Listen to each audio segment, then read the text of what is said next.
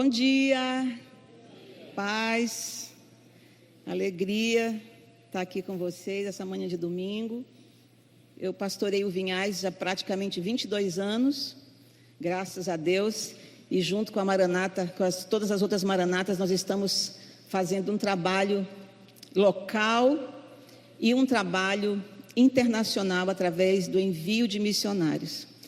E toda vez que eu venho, é claro que eu quero falar sobre esse assunto, mas hoje eu quero falar um pouco sobre a tua vida. Eu vim aqui para te dar uma palavra pastoral. E não sei como foi tua semana, não sei como foi esse ano, já estamos quase encerrando 2025, né? Passou rápido. Mas eu sei que pode melhorar. Eu não sei como está, mas eu sei que pode ficar melhor. E eu quero te pastorear hoje, trazendo uma palavra que Deus me deu, e eu já ministrei essa palavra em outras igrejas, e por que não na nossa própria igreja, não? Então Deus nos abençoe, e eu queria pedir depois que encerrasse, que o Ministério do Louvor me ajudasse a gente fazer a ministração, pode ser? Daí vocês vão, em unidade comigo, ver qual louvor que vocês vão aplicar melhor para essa ministração dessa manhã. Curva a tua cabeça, vamos orar. Pai querido, no nome de Jesus, nós estamos aqui decididos a nos render diante de um altar de glória, de autoridade, de poder, de salvação, de libertação. Aleluia, porque nós cremos que Tu és o Senhor de toda a terra. Tu és o dono da igreja, o cabeça. Tu estás assentado num trono de glória, de governo, de onde o Senhor já estabeleceu a nossa vitória. Ajuda-nos a andar em vitória. Não somente porque foi dito, mas nós queremos experimentar na nossa vida cotidiana uma vitória excelente, um andamento, uma caminhada sobrenatural. Senhor, não mística, mas sobrenatural, porque está acima das circunstâncias. Nós desejamos muito, Senhor, andar como o Senhor deseja que nós andemos, em vitória. E assim nós te agradecemos por essa manhã. Ajuda-nos, pastoreia-nos com a tua palavra, no nome de Jesus. Amém. O título dessa ministração é Perder para Ganhar. E eu queria te fazer uma pergunta, mas você não vai responder para mim, você vai pensar, vai meditar, e no final talvez você tenha a resposta. Se eu desse uma tarefa para a tua célula hoje, uma missão evangelística para a tua célula, 2 oportunidades. Você iria para um lugar com a sua célula fazer um evangelho lá num espaço. Quem está no slide me ajuda aí, me acompanha aí com a tela. 2 missões. Você escolheria qual delas? Assim, você simpatizaria ou acharia que seria mais bem sucedida? Você ir com a sua célula ou você com o seu discípulo para um lugar semelhante à Cracolândia?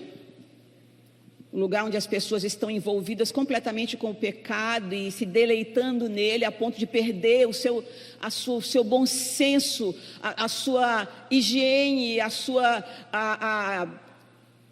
saúde social, digamos assim, uma pessoa completamente tomada. Ou você assumiria um evangelismo num bairro sofisticado,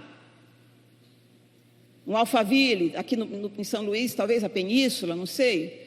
Você evangelizaria uma pessoa de situação muito bem estabelecida financeiramente, socialmente. 2 missões. Onde sua célula voltaria com mais fruto? Queria que você pensasse nisso. Porque foi escrevendo essa mensagem, Deus foi me dando uma direção para instruir o povo de Deus a respeito de algumas coisas. Certa vez a Bíblia diz que Jesus sai com sua equipe, com a sua célula, para ganhar um homem completamente fora de si, completamente tomado por uma força maior do que a dele. Na verdade era a legião que tomava aquele homem, era o gadareno. E a Bíblia diz que ele chega lá E quem já leu essa passagem pode entender que não se corre para casa para estudar. A Bíblia diz que no final dessa missão, o homem volta para o seu estado normal, limpo, consciente, desejoso para seguir Jesus, mas o Senhor o resiste. Não, fica na tua casa. Foi tão bem sucedido que aquele homem deseja doar a sua vida para o ministério de Jesus. Mas o convite não era para que ele seguisse ele, é para ele viver a vida dele em saúde no território onde ele estava. No entanto, houve uma situação em que Jesus encontra-se, ou o jovem encontra-se com Jesus, e você vai ver o que deu, e é sobre esse texto que eu quero falar hoje. É sobre o encontro de Jesus com a Bíblia, vai chamar de o jovem rico, não fala o nome dele. Nós queremos meditar sobre isso nesta manhã de domingo, para que a tua vida fique melhor do que está, a sua e a minha. Então, Marcos capítulo 10, do 17 ao 27, diz assim: quando Jesus ia saindo, um homem correu em sua direção, pôs-se de joelhos diante dele e lhe perguntou: bom mestre, que farei para herdar a salvação, a vida eterna? Respondeu-lhe Jesus: por que me chama bom? Ninguém é bom a não ser um, que é Deus. Você conhece os mandamentos: não matarás, não adulterarás, não furtarás, não darás falso testemunho, não enganarás ninguém, honra teu pai e tua mãe. E ele declarou: mestre, a tudo isso tenho obedecido desde a minha adolescência. Jesus olhou para ele e o amou. Repita comigo: ele o amou. Aleluia. Falta-lhe uma coisa, disse ele. Vá, venda tudo o que você possui e dê o dinheiro aos pobres, e você terá um tesouro no céu. Depois venha e siga-me.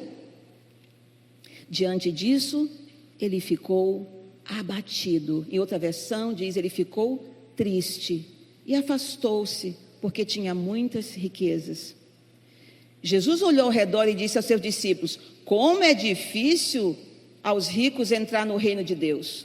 Os discípulos ficaram admirados com essa palavra, mas Jesus repetiu: filhos, como é difícil entrar no reino de Deus.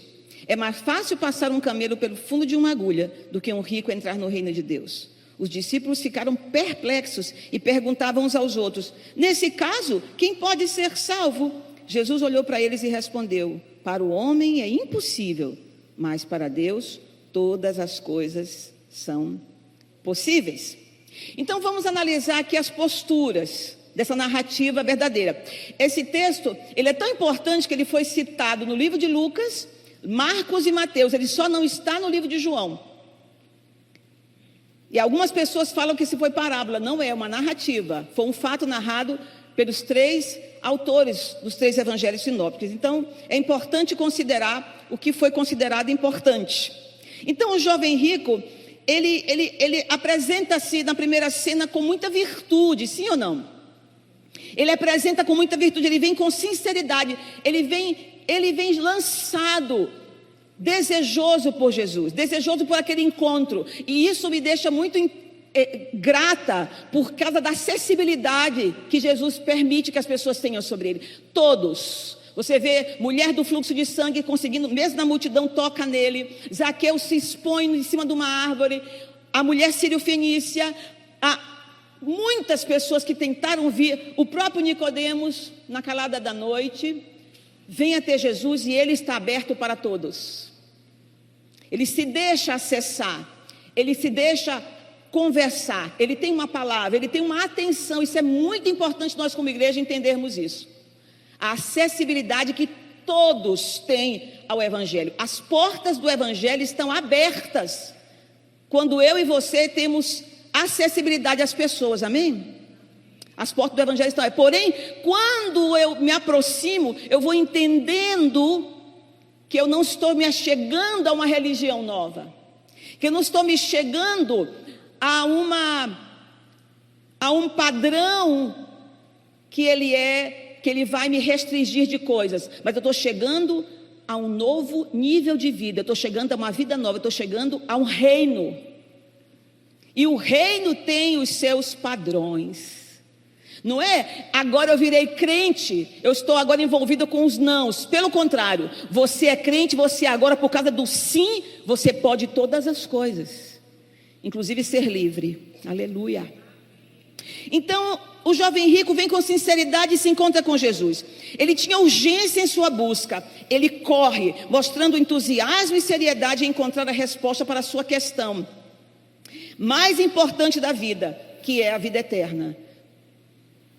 Será que eu tenho entendido que vida eterna é mais importante do que o problema que eu estou vivendo hoje? Ele entendia que havia um dilema no seu coração, e ele está diante daquele que com certeza ele já vinha observando há muito tempo.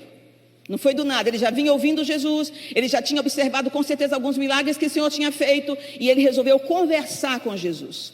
A segunda coisa, ele pareceu humilde ao ajoelhar-se.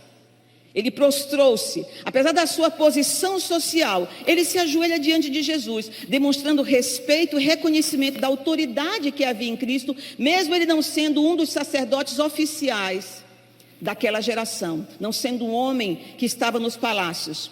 Terceiro, ele mostrou um desejo profundo, e quem tem desejos profundos busca respostas. Ele fez a pergunta certa, a pergunta essencial: que farei para herdar a vida eterna? Ele tinha uma carência, ele tinha uma pergunta, ele tinha uma resposta a ser cumprida. Sabe, muitas pessoas vêm a Jesus com a mesma pergunta, mas a resposta de Jesus ao jovem rico revela algo crucial sobre o coração humano. Embora a gente vai falar de finanças, mas não é sobre finanças. Eu quero falar sobre o coração do homem. Aleluia.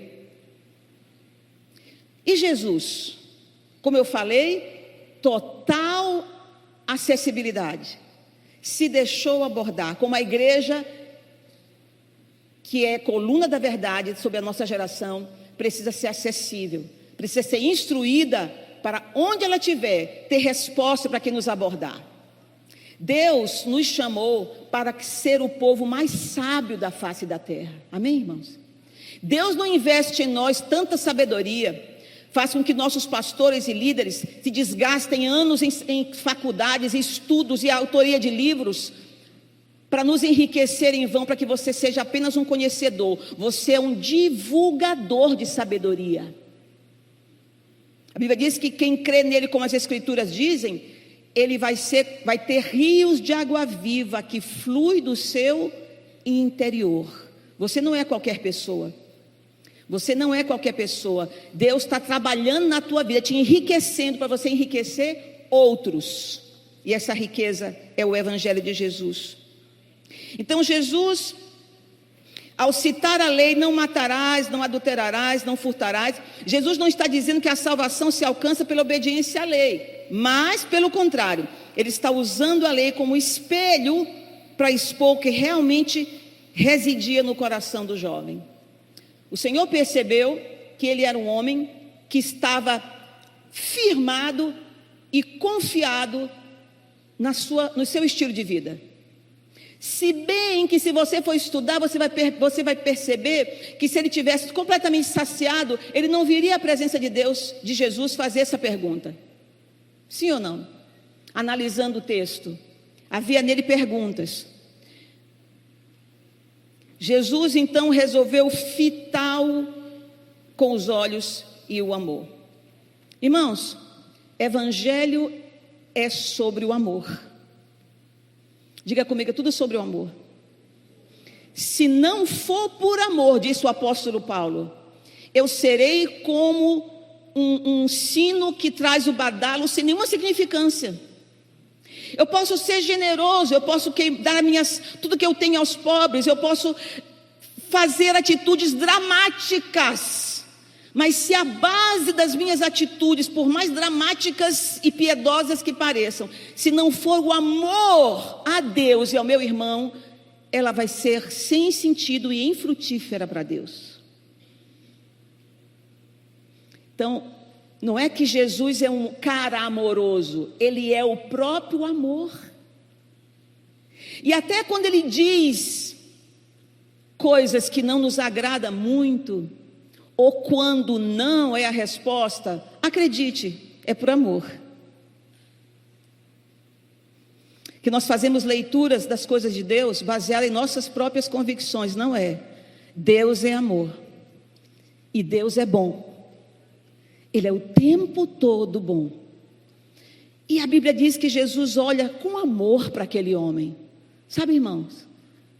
Paulo fala da verdade dita em amor.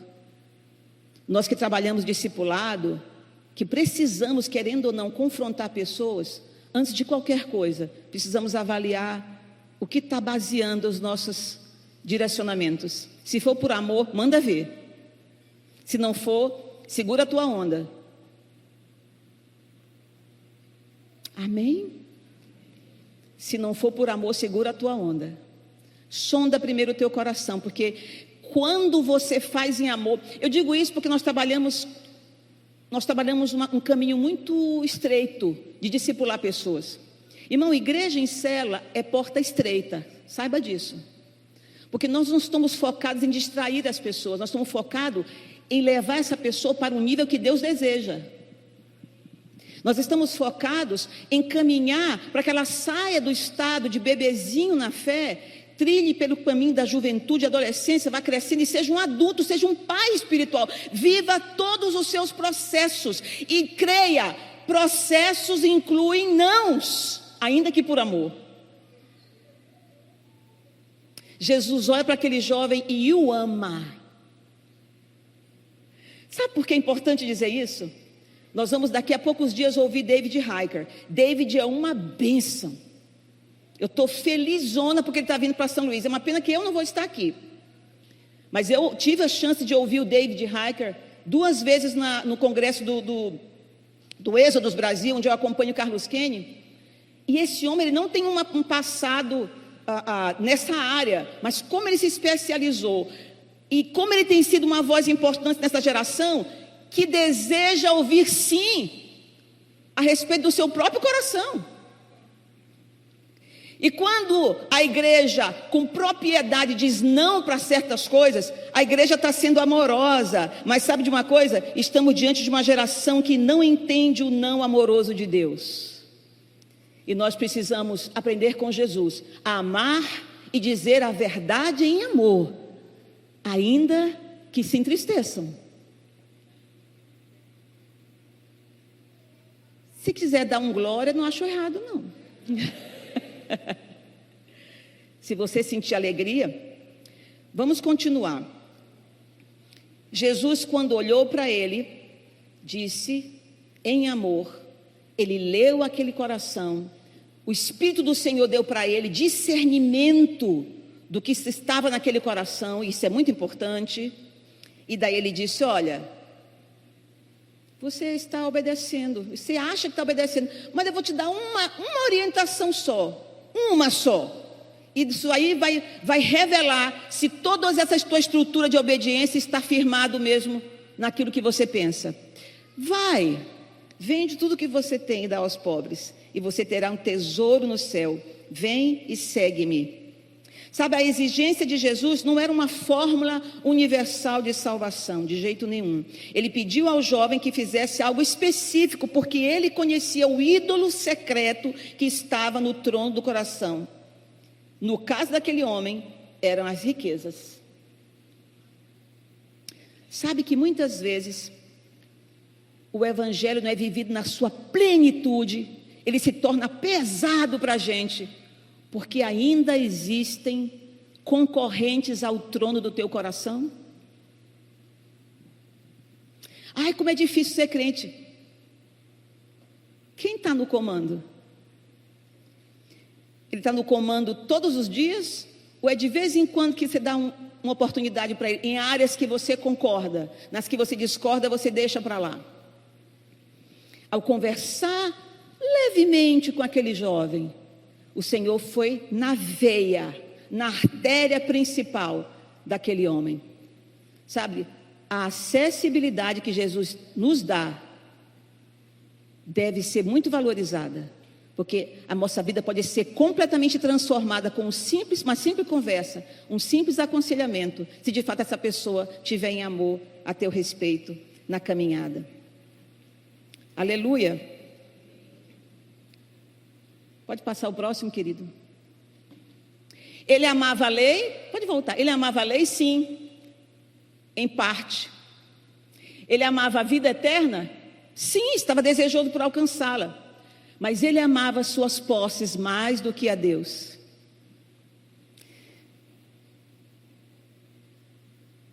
Antes da tua própria célula, próximo encontro de célula, e você puder compartilhar essa palavra com alguém, talvez você possa fazer um tempo de meditação sobre isso. O que concorre em teu coração mais do que a Deus? O dinheiro não era apenas um meio de vida daquele homem, era a sua segurança, o seu Deus e a prova do seu sucesso. Jesus exigiu a renúncia do seu ídolo, do que o impedia de amar a Deus acima de todas as coisas. A Bíblia fala que são 2 mandamentos hoje. Não é que ele deixa os outros para trás, é porque os 2 que estão agora vigorando no Novo Testamento, eles nos respaldam para viver todos os 10 e todas as nossas vidas de princípio a partir de agora. Queridos, vamos continuar. Aleluia. Eu quero falar um pouco sobre o preço do discipulado. Porque diferente do gadareno, o Senhor o convida para vir com ele. O convite para esse homem não era só para ele se livrar daquilo que o prendia. Era uma chamada grande. Era uma chamada de levar aquele homem para entender a sua riqueza. Sabe de uma coisa, irmãos? Talvez eu vim aqui só para te dizer uma coisa hoje. No reino de Deus, a nossa maior riqueza, a nosso maior bem, que é inegociável e que vai custar abandonar todas as outras coisas, chama-se a nossa nova identidade. Sabia disso? De onde eu tirei isso? Jesus está no deserto sendo tentado pelo diabo. Satanás vem com ele com propostas. Sabe qual é a proposta dele? Se tu me adorares, eu vou te dar a glória do reino todo. Olha como o nível de proposta é grande. Não é que ele estava dando a glória de Samaria, da Galileia, era do mundo todo, dos descobertos e dos desconhecidos naquela época do mundo antigo. Sabe o que Jesus respondeu para ele? Eu sei quem eu sou. Só adore a Deus e não presta culto para outra pessoa. Sabe o que ele pensou e disse? Eu já sou rico, embora eu apareça ser pobre. Eu vou ter glória se eu andar pelo caminho da promessa da glória. Ele sabia quem ele era. Quem sabe quem é e o que tem em Deus torna-se inabalável nas propostas do mundo, queridos. Por que nós muitas vezes estamos presos a ídolos e a coisas que nos tiram da presença de Deus? Porque nós não sabemos quem nós somos. Porque facinho somos seduzidos pelas propostas que nos levam a sair do caminho. O jovem saiu triste porque ele não entendeu a troca que estava sendo proposta. E eu pergunto, como é que alguém é amado e sai triste? Só para você pensar. Só para você pensar a proposta do Evangelho de Cristo na nossa vida. Qual foi o resultado desse encontro? Mas ele, entristecendo-se com esta palavra, retirou-se, porque possuía muitas propriedades. Por que ele foi buscar uma resposta? Ele achou. Quem procura, acha. Mas ele não estava disposto a caminhar na proposta do reino. Se nós entendermos que o reino é o solo mais fértil que nós podemos investir. Sabe, irmãos, Mateus capítulo 6, Jesus chama o povo dele, não é o povo, não é a multidão, ele chama os dele, diz assim: olha, buscai em primeiro lugar o reino de Deus e a sua justiça. A partir de Cristo, a partir da obra da cruz, a partir do grito, tudo está consumado, o reino começa a ser estabelecido, e o meu povo não vai ser mais enganado ou distraído, investindo em algo que não será mais, que já passa com o tempo. Investe no terreno do reino, investe o teu tempo, investe o teu amor, investe as tuas finanças. Tu quer saber um lugar onde tu vais prosperar? Reino. Eu tenho um amigo, ele trabalha num banco na Áustria. Ele esteve aqui ano passado. Sabe qual é o trabalho dele? Ele orienta as pessoas onde investir seu dinheiro. Ele ganha dinheiro orientando as pessoas onde investir. Ele é uma espécie de consultor de finanças. E ele é crente, e ele é bastante crente, ele é quase um pastor na igreja dele. E daí, quando os clientes perguntam para ele: onde é que eu posso investir para ganhar muito? É nessa área, onde é que está? Ele falou assim: me dá uma vontade de dizer para eles: investe no reino de Deus. Porque lá não tem aquela história de risco médio, alto risco, não é? Lá o risco é zero. Você só ganha se você escolher perder para investir no reino de Deus. Você quer prosperar socialmente? Reino. Você quer prosperar espiritualmente? Reino. Você quer prosperar financeiramente? Reino. Busque e invista. Busque e invista. Porque não demora muito, os reinos dessa terra vão passar. Por mais brilho que ele tenha, por mais glamour que ele aparenta ser, é só aparência, porque o reino dos céus já foi estabelecido nessa terra. E sabe quem é o povo que sabe disso por antecedência, que tem informação segura e pode se mobilizar nisso? A igreja. Você é um privilegiado, você tem informações privilegiadas, por isso você pode ir na frente, investindo, porque daqui a pouco o reino de Cristo será estabelecido na terra. Se é antes, se é depois tribulação, Deus o sabe, o importante é que Ele é vencedor para sempre. Eu não gasto meu tempo com esse tipo de teologia, eu quero é Deus. Essas bobagens, a gente gasta é tempo, não ganha nada. Queridos, o jovem não estava disposto a trocar o ter pelo ser,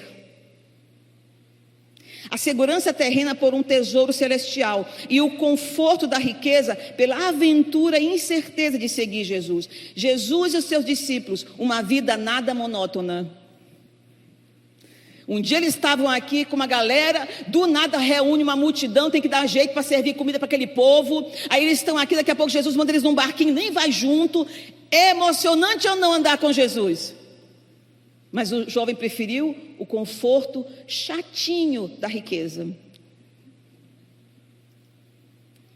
Era o Deus dele, mas ele não sabia disso, a não ser quando o Senhor lança a proposta sobre ele. Ele se foi triste, pois a renúncia exigida foi maior do que a sua ambição pela a vida eterna.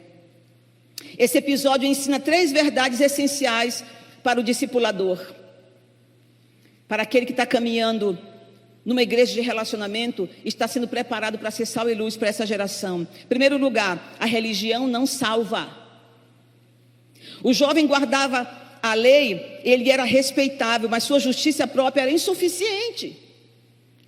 A salvação não é um fazer, que farei, mas um receber a graça de Deus por meio da fé, que resulta em rendição total do coração. Ele tinha uma religião, mas ele não tinha salvação. Pastora, qual é a diferença? Querido, você vai sair triste muitas vezes quando você tem uma religião, porque vai ser pesado demais o que você vai ter que fazer.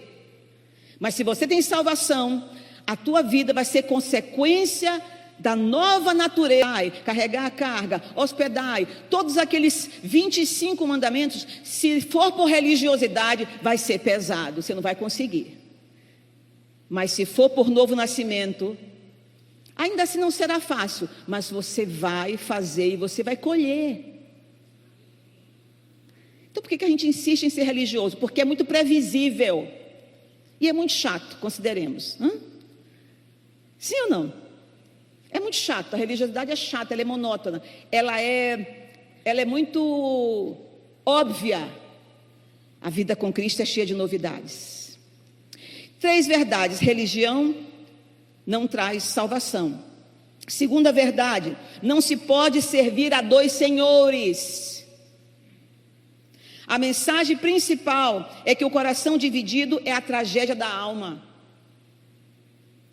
Amarás ao Senhor teu Deus de todo o teu coração, com toda a tua força, e não terás outros deuses diante de mim, diz o Senhor. Esta base deve firmar o coração dos servos e das filhas dos servos de Deus. Tudo que concorre com ele não vem para outra coisa a não ser para te tirar do primeiro mandamento. E do primeiro mandamento depende todos os outros. Não cumpriu esse, não entendeu esse, não discerniu esse, não vamos conseguir fazer coisa alguma. Por isso as pessoas correm, ainda que dentro da igreja, institucionalmente falando, correm para a fila da religiosidade. Eu volto a dizer, não salva, ainda é chato. Jesus disse em outra ocasião: ninguém pode servir a 2 senhores. Quando a salvação chega, nós nos tornamos filhos por adoção, adoradores e servos por missão. A missão dele é a minha missão. Eu me apaixono por ele, pelo seu caráter e pela sua obra, e com ele nós avançamos nessa caminhada. Aleluia, aleluia. Terceiro, a salvação é impossível ao homem, mas não a Deus. Ao ver a tristeza do homem, Jesus faz uma declaração chocante: é mais fácil passar um camelo pelo fundo de uma agulha do que entrar um rico no reino dos céus. Essa declaração, que inicialmente assustou os discípulos, não é uma condenação à riqueza ou aos ricos, mas um alerta sobre a dificuldade que ela nos impõe. Uau, vou te fazer um convite. Entra em crise. Ah, pastora, entra em crise. Se a verdade de Cristo não te levar para a crise, você não muda.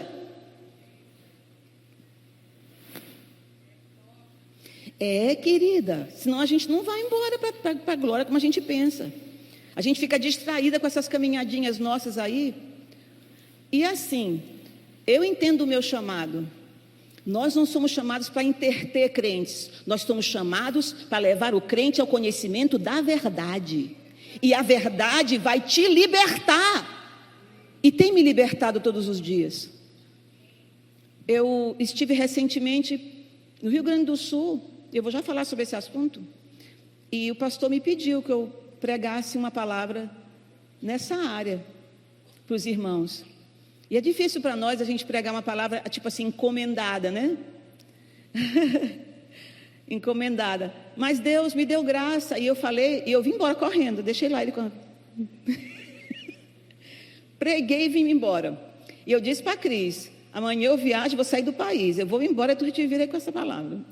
Com a cela. Vou embora. Não é fácil, mas eu vou te convidar uma coisa. Entra em crise. Você promete que vai ficar em crise? Porque é necessário a gente ser confrontado com a palavra com alegria, porque o Senhor quer mais de nós. O Senhor quer formar um grande exército com a Igreja Maranata. Nós não devemos nos contentar com o que nós já temos feito, nós precisamos mais, porque o Espírito de Deus quer mais de nós. E é um exército mesmo, é uma unidade em todos os aspectos. Vamos continuar. Então o rico confia na sua riqueza, para a sua segurança. Isso cria uma barreira contra a humildade, que é igual à dependência de Deus. E eu disse lá em Lajeado, eu falei, olha, lá no Vinhais, a gente tem dificuldade financeira enorme. Resultado, a gente ora muito. Porque quando a igreja tem muito recurso, ela ora pouco, em compensação tem pouco poder. Porque igreja não é sobre só os recursos, embora a gente precise avançar. É sobre cuidar com pessoas. E chega num momento que Deus me coloca diante de situações que eu posso ter um dinheiro absurdo no caixa, mas não tenho autoridade espiritual para confrontar demônio. Estão entendendo aqui? Olha, na tua cela, se tiver criança que eu digo espiritualmente, que não estiver entendendo, por favor, líder de cela, esclarece isso aí, tá? Não deixa o irmão sair com umas dúvidas. Porque eu não trouxe aqui um guisadinho, eu trouxe uma buchada de bode. Eu trouxe uma comidinha um pouco... Yes, mas eu gosto. Porque nos faz bem, sim ou não? Galerinha ali de cima. Vocês estão um pouco quietinhos, sim ou não? Aleluia. A minha irmã fez assim, ó. Irmã, olha. Eu também, de vez em quando, assisto um doraminha. Sou menina. Aquele romance legal. Então, queridos, boa notícia, olha para mim aqui. Mas há uma esperança. Aos homens isso é impossível, mas a Deus tudo é possível. Aleluia. A salvação não é um resultado do nosso esforço, da nossa capacidade de dar, veja bem, ou deixar, mas da graça e do poder de Deus que nos liberta de todo apego e nos dá um novo coração para amá-lo acima de tudo. Aleluia. Meu coração está cheio de alegria de falar isso para você. Então o que nos falta? O que falta a você? O jovem rico foi embora triste porque não estava disposto a trocar sua riqueza terrena por um tesouro celestial. Ele perdeu a oportunidade de ser discípulo e de ter um tesouro no céu. O convite de Jesus permanece o mesmo: vem e segue-me.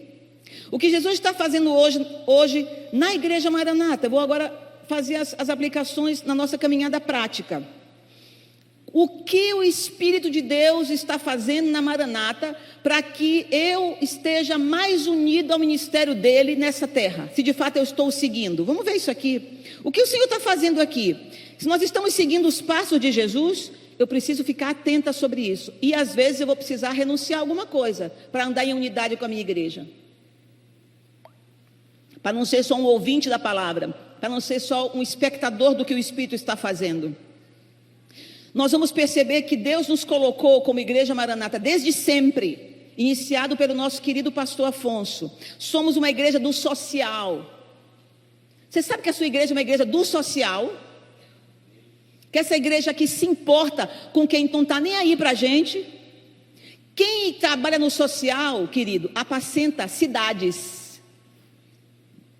Porque você está aberto para abençoar todos. Você serve um vinho para todos. Pastor Afonso não colocava condição para converter quando ele consultava e liberava remédios. Ele estava ali para abençoar a comunidade. Sabe? Ele não pergunta a você, mas ele ia, ele perseverava. O povo primeiro pensa que é política, que tem algum interesse escuso, e ele permanecia em amor. Ele continuava dando exemplo para a nossa geração, para a minha geração é de Rafael. Se ele souber que eu estou comparando a geração dele com a minha... Pouca coisa, Sônia. Entendeu? Não, espiritualmente. Eu me inspirava nele. E quando nós fomos para o Vinhais, rapidamente Deus mostrou que nós precisávamos olhar para o social. Não para o bairro do Vinhais, que não liga muito, mas fomos para o Maracanã. Estamos até agora lá fazendo o social. Para quem? Terreiro de Umbanda, tocador de boi do Maracanã, povo do tráfego. Quando tem festa, tem bolo para todo mundo. Nós estamos numa escolinha que os nossos alunos são crianças todas advindas da comunidade, tudo mantido pela igreja. Não se pergunta qual a confissão de fé. Se não for crente, melhor ainda, porque vai receber um amor de Deus incondicional. Mas isso custa dinheiro. Isso vai depender da liberalidade da igreja entender isso. Segundo passo, nós somos uma igreja de pequenos grupos. O que isso significa? Que Deus nos organizou institucionalmente para que nós conhecêssemos um ao outro profundamente. Toda semana a célula está reunida, toda semana eu estou olhando para você, toda semana eu vou saber se você só tem aquela blusa, se você só tem aquele chinelo, se você não pode pegar o Uber, qual é a merenda que tu serve. E aí eu vou te conhecer de verdade e eu vou ter liberdade e espaço para te abençoar, muito mais do que te encontrando de domingo a domingo, olhando para a tua nuca. E abraçando e dizendo, eu te amo. Na verdade, você está chamado para amar na prática. Quando o grupo pequeno se encontra, a gente abençoa, sim ou não? Nós estamos nesse momento, eu e Thay, nós temos uma célula de mulheres. E nós estamos com uma querida que está com um filho no hospital. Nós paramos tudo para interceder por aquela criança, porque de maneira acidentalmente ela engoliu um pedaço de Lego. Acabou de operar agorinha. Nós estamos todas empenhadas para ajudar aquela família. Ela é mãe que cria os dois sozinha, né? Não tem o esposo ao lado. A célula está toda empenhada. Às vezes a gente se empenha para a oração, nesse caso da cirurgia, né? Mas às vezes a gente se empenha para pagar a conta de luz, a conta de água, para dar a cesta básica, para abençoar num congresso, para ajudar numa coisa simples ou numa coisa grande. Para viver em célula, eu preciso destronar qualquer idolatria na área de retenção de riqueza, irmão. Para viver em célula eu preciso, porque Deus vai botar na minha cara a necessidade do irmão e às vezes a minha para o irmão. E a Bíblia diz que nós temos que contar as necessidades para os irmãos. Sabia que tem gente que não sabe contar? Está passando necessidade e não conta. O bichinho é pobre, mas é orgulhoso. Ou está passando por um momento difícil, mas é orgulhoso. Então, tem coisa para tratar nesse coração, sim ou não? Que a gente acha que a pessoa pobre é humilde. Não é não, irmão. Humildade não tem nada a ver com pobreza. Você pode ser liso, mas é um cão de orgulho. É complicado. É sério. Quem trabalha em célula sabe. Se eu sou pequeno grupo, eu preciso liberar o meu coração sobre isso, que vai surgir necessidade. Terceiro, que nós nunca imaginávamos isso. Eu nunca imaginei na minha vida que Deus ia nos incluir numa missão internacional. Somos uma igreja missionária em campos áridos. Somos raros. Sabe por que nós somos raros? Você vai chegar na hora do almoço e vai dizer para alguém que não veio, eu descobri que eu sou raro. Por quê? Irmãos, ninguém quer ir para lugares perseguidos pregar o evangelho. Ninguém quer ir. Sabe o que isso retrata?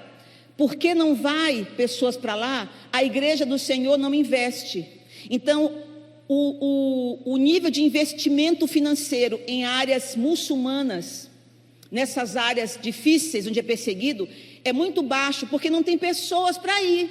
Se tivesse, a igreja investiria. Mas nós da Maranata, nós temos pessoas que já morreram o suficiente para irem sofrer num campo como esse. Olha como nós somos raros. E nós estamos mudando estatísticas globais, enviando pessoas para um campo difícil. Mas esses queridos precisam ser mantidos, porque eles deixaram pai, mãe, irmãos, faculdade, estilo de vida, até proposta de casamento talvez, para viver só para Deus. Não te constrange que na tua igreja tenha gente desse nível e a gente permanece retendo por algum motivo?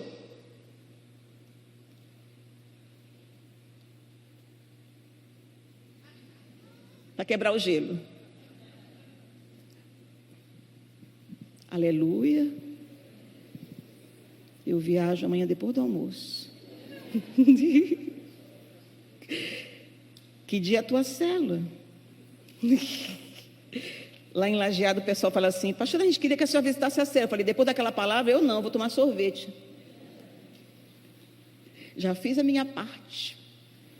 Mas eu queria trazer para vocês algumas fotos daquilo que eu estou falando. E também chamar vocês para esse convite.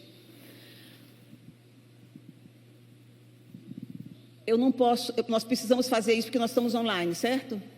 Mas eu quero dizer para vocês, Igreja Maranata do Turu, essa aqui é a Jéssica, nossa Jéssica, que nós enviamos recentemente.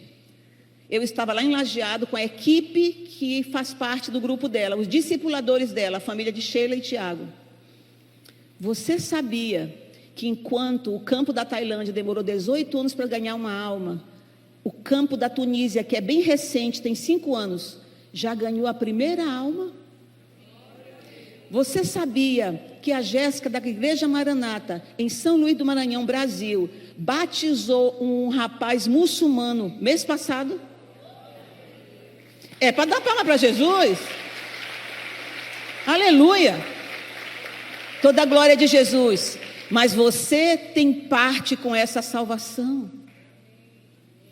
Foi a tua colaboração, foi o teu empenho, foi você se aliançando com esse mover poderoso. Esse rapaz chama Mohammed. É um tipo de São José de José de Ribamar, lá de lá, né? José de Ribamar. Todo muçulmano tem um Mohammed na vida, na família. É um Zequinha, é um José, é um Zezé. Mohammed foi ganho e agora eles adotaram ele, porque a família dele expulsou ele de casa. Ainda bem que não mataram Mohammed, porque poderiam ter matado o Mohammed. Mas Mohammed agora está abrigado no seio da cela. E sabe de uma coisa? Como o Espírito de Deus é que opera e não é o homem, tem mais 2 vindo com ele. Aleluia. Aleluia. Olha aqui, a célula levantando Mohammed.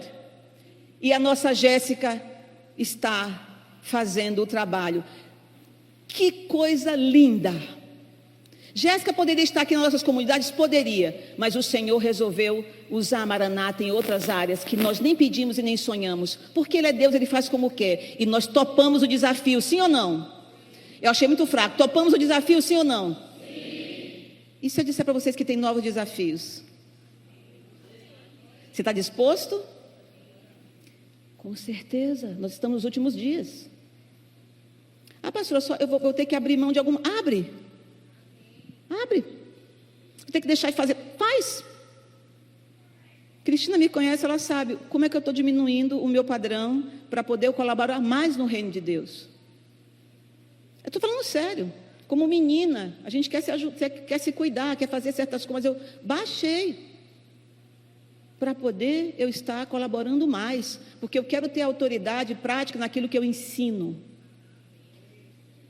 Então, amados, esse aqui é na Tunísia. E agora nós estamos enviando a família Castro. Fernanda com o bebê no colo, Julián com a Zoe. Eles eram 2. Agora eles são... Vou mandar uma família de 4 para Bangladesh, a cidade de Dhaka. Eles estão se organizando para ir. Pastora, quem vai bancar isso?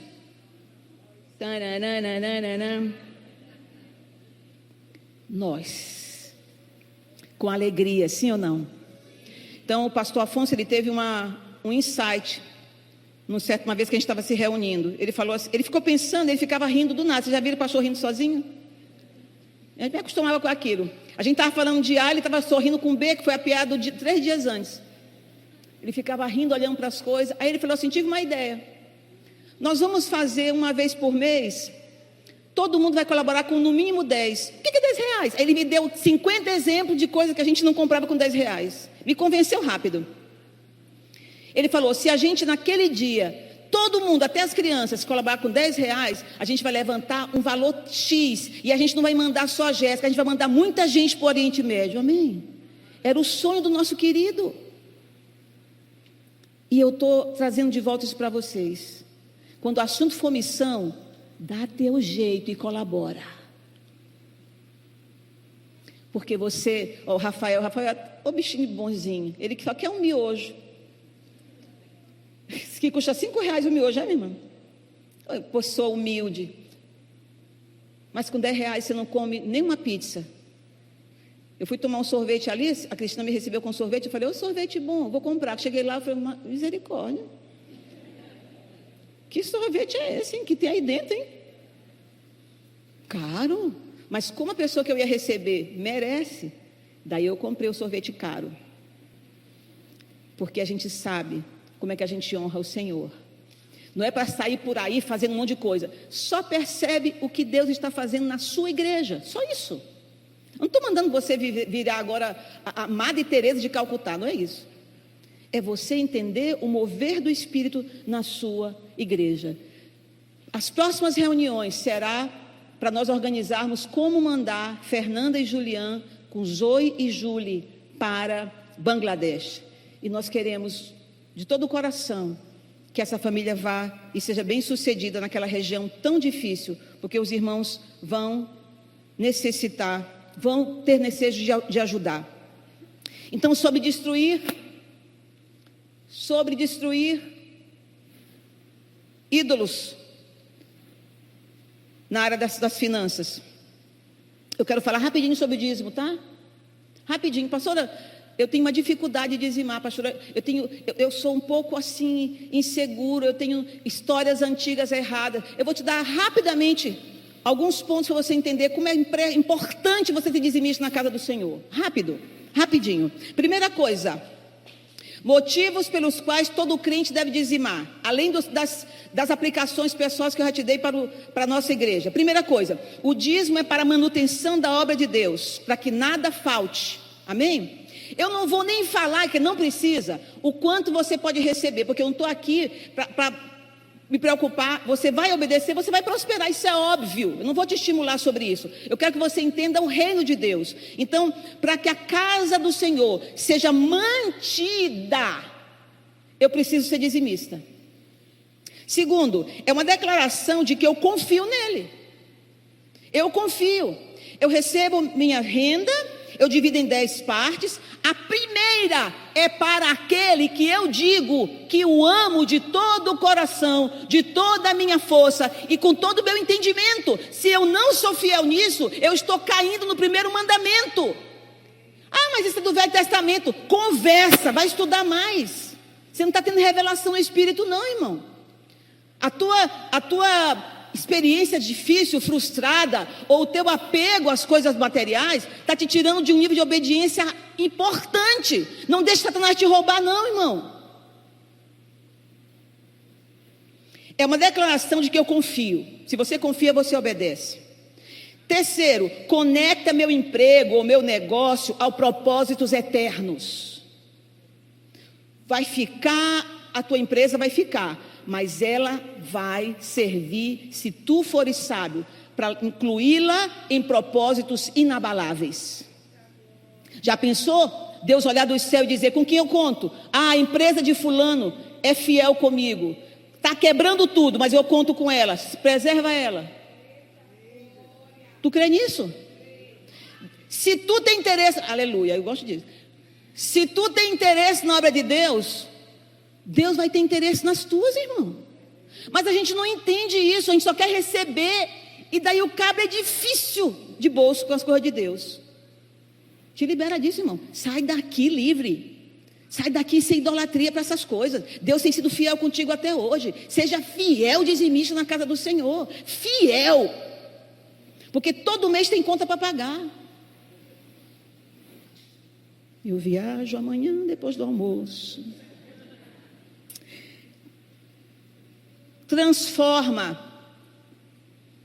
Transforma dinheiro em sementes. Olha aqui, ó. Tu botou teu dízimo, tua oferta, Mohammed foi salvo. Tu não pode ir, mas tem Jéssica querendo ir, tem Fernanda e Julian querendo ir. E sabe de uma coisa? Quando eles começam a prosperar, outros missionários que estão aí, vai, não vai, começam a tomar decisão. E a gente está ganhando o reino para Cristo. Aleluia.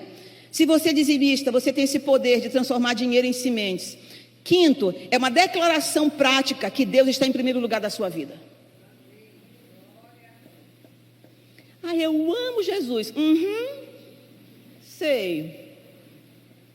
Dízimo não é ato de generosidade, mas de obediência. Estamos mudando estatísticas mundiais. Estamos enviando obreiros para lugares áridos. E já temos frutos. Amém, queridos? Me perdoa se eu fui muito antipática, mas eu orei para que o Espírito do Senhor mudasse a nossa história, conquistando o teu coração. Eu preguei no Vinhais sobre esse assunto e eu fiz um apelo, irmã, e eu chamei os infiéis na frente e eu vi que tinha arrependimento, porque eles vieram, daí eu pude olhar as carinhas tudinho, com amor. Irmão, nós estamos mudando a história, não deixa Satanás prender a tua vida. A palavra do Senhor é tão clara, ela é poderosa, ela nos desafia a avançar em amor. Que o resto desse ano seja melhor para você, porque o Senhor te alcançou com poder e graça. Vamos enviar missionário para o campo? Vamos avançar no social? Vamos ajudar os nossos irmãos necessitados na célula? Abre o teu coração, abre a tua carteira, abre a tua mente e para de querer discutir teologia dizendo que diz não é para o Novo Testamento. Conversa afiada para justificar ídolo na área financeira. Não vou pedir para você vir à frente não, mas você pode, a gente pode ficar em pé e o louvor pode trazer uma canção bem bonita e a gente vai orar sobre esse assunto, amém? Porque dele, por ele, para ele são todas as coisas. Canta comigo. Porque dele, por ele, para ele são todas as coisas. Mais uma vez. Porque dele, por ele, para ele são todas as coisas. A ele a glória. A ele a glória. A ele a glória. A ele a glória. Para sempre. Amém. Antes de vocês cantarem, eu quero orar com eles, amém? Aí vocês ficam à vontade, tá? Se você quiser colocar a mão no coração, é um tempo de consagração. Você vai se consagrar a Deus, porque o Senhor lançou sobre você uma palavra. O que você vai fazer com ela? Vai seguir Jesus ou vai voltar triste igual o jovem rico? Pai, no nome de Jesus, nós nos prostramos diante desse trono. Há um trono aqui, um trono de virtude, aleluia, um trono de graça, fruto do teu amor, para educar os teus filhos, para andarem em vitória, para não serem enganados pelo próprio coração caído, ou pelo ritmo frenético, absurdo, consumista desse mundo. Ó Deus, eu entrego em tuas mãos os teus filhos que são empresários, aleluia. Eu entrego em tuas mãos os teus filhos que têm responsabilidades fiscais, que são sérios nos seus negócios. Eu peço, prospera-os, ó Deus, faze-os prosperar, a proporção, ó Deus, que eles estão levando a sério a tua palavra, aleluia. Que a tua palavra encontre nos teus filhos e nas tuas filhas uma terra fértil, onde muitas árvores frondosas e frutíferas crescerão para a alegria das nações. Eu entrego as famílias, eu entrego, Senhor Deus, as células, os relacionamentos, os teus filhos que aqui congregam, e eu te suplico, Deus, uma vida abundante, uma vida cheia de graça e de sabedoria, que saibam manejar bem a palavra e que possam, Senhor Deus, andar em obediência.